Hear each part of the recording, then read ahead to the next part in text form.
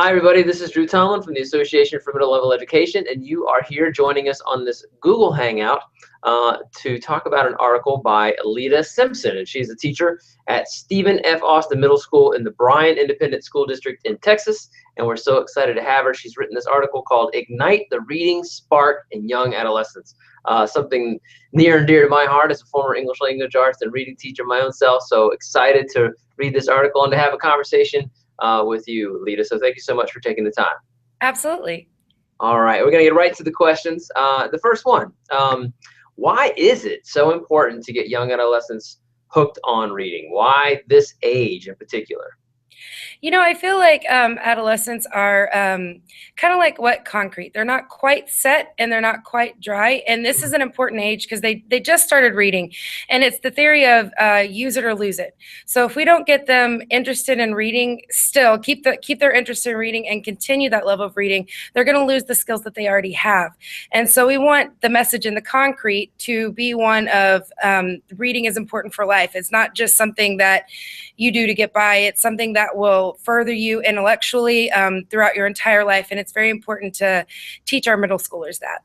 Excellent, excellent. And you know, that analogy with the wet cement is right on. You know, everyone talks about how impressionable young adolescents are, and that's you've got to have wet cement to make an impression. So that's a very good. And so a second question, and this is kind of a personal one, and I don't mean to be intrusive, but what was your favorite book as a young adolescent and why? Actually, it was Sweet Valley Twins and Friends. I'm not sure, the Sweet Valley Twins series. And now that my girls are starting to pick it up in my classroom, I'm like, oh, that was my first book I read, and they think I'm crazy. But I think it was because the girls in the book had a lot of adventures, and I could relate a lot to them as far as what they were going through in the series. And that's why it was my favorite set of books when I was younger.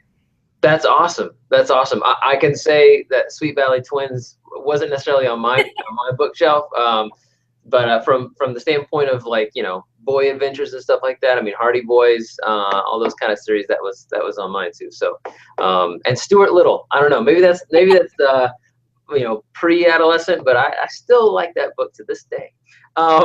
So I'm sorry, I digress. You discussed 4 terrific strategies that you use in reading. If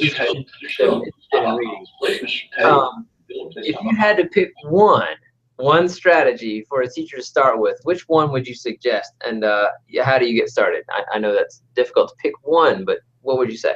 I think the easiest one to implement is the speed dating because it can be set up so easily, and then it gives your kids a basis of what they will like.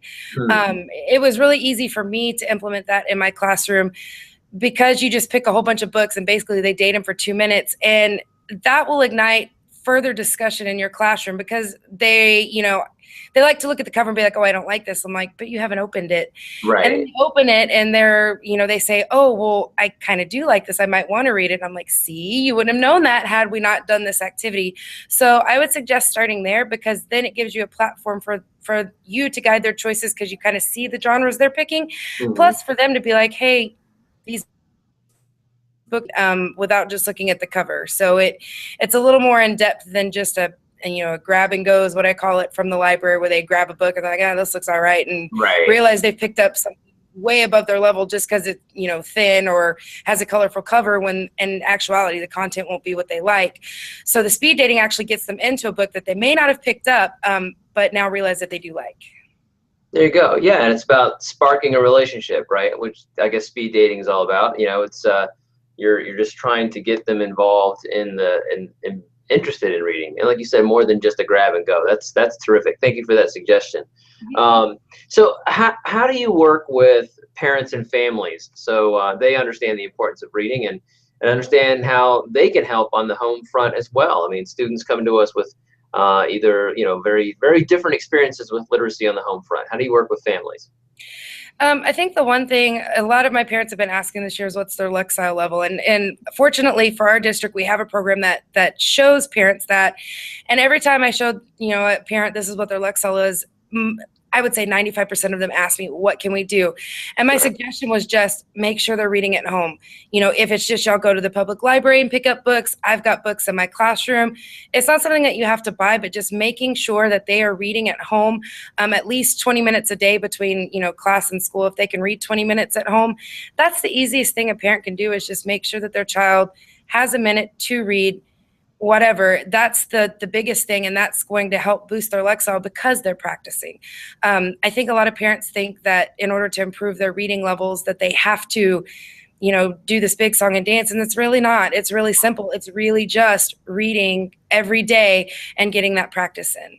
Right, and strategies like you mentioned in your article, and like the speed learning one that you mentioned, you know, just in our conversation, it's so much more about creating a positive relationship with reading, versus like just the, I mean, parents and you know, lots of folks get hung up on the numerical aspect of reading, the lexile level and all that kind of stuff. But if we just start with the number or raising the level, we're missing the whole relationship point. You know what I mean? So yeah, you've got it.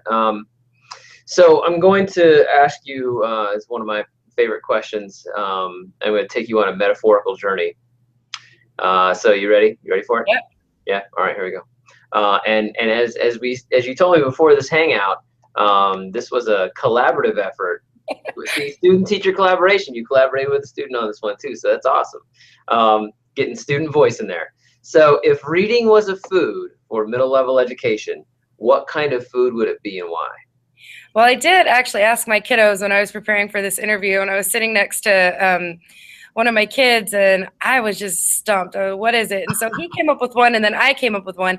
Cool. He said it was like a cake. And I asked him why, and he said, well, it's got to be like a layered cake because, you know, the story's got a beginning, middle, and end. And if you think about it, he's kind of right, because you've got the layers of cake plus the icing plus any other flavors that you have in there. And just by looking at a cake, you won't know its depth until you taste it, and then it's, you know, layers of flavors plus there's all kinds of cakes. So Yeah. that was a metaphor, and I thought that was a pretty good one. And mine, the question was asked at the middle school level, what food would it be? And honestly, I think it's kind of like Golden Corral, because there's a whole, you know, bunch of books you can pick from, especially at this age. Nobody is, some of them might be, but nobody's like stuck on a genre where that's all they'll read for the rest of their lives. So it's like Golden Corral, where it's like, let's try the steaks one day. Let's try the vegetable area one day. What am I into? So reading at the middle school level is kind of figuring out what you like, kind of figuring out what food is the best fit for you as a reader. Yeah. And the goal being that you want them to keep on coming back to the corral. Absolutely. You know, and you can always pick from any food at any point at Golden Corral. You're not just stuck in one area. You can bebop back and forth. That is true. And bebopping in bed. That's cool. And gosh, please share our praise for your student with the cake metaphor. I mean, gosh, that was spot on. So good stuff. For him. And of course, pat on the back to you as well. Thank you, Leta, for answering that question so famously. And thank you for such a wonderful article and a good conversation. Thank you. Well, thank you. Awesome. And of course, thank you, AMLE Magazine readers, for checking out this Google Hangout with this wonderful author and teacher. And thank you for checking out AMLE Magazine. We'll help you reach every student, grow professionally, and create great schools. All right. Thanks. Bye. Bye.